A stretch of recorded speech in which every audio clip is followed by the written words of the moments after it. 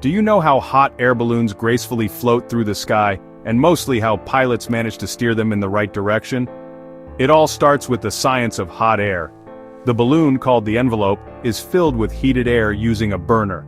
Since warm air is lighter than cool air, the balloon lifts off the ground, defying gravity.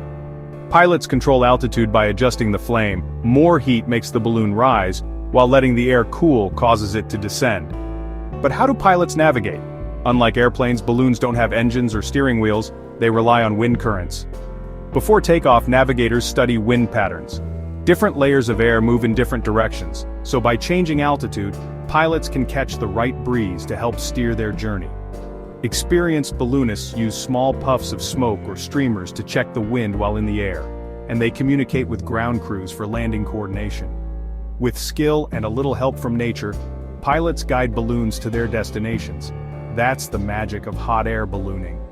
Nowadays, predicting the direction of the wind seems simple, but in 1783, when the hot air balloon was invented, forecasts were not as precise. Thus, the first passengers of a hot air balloon were a sheep, a duck, and a rooster in an experimental flight.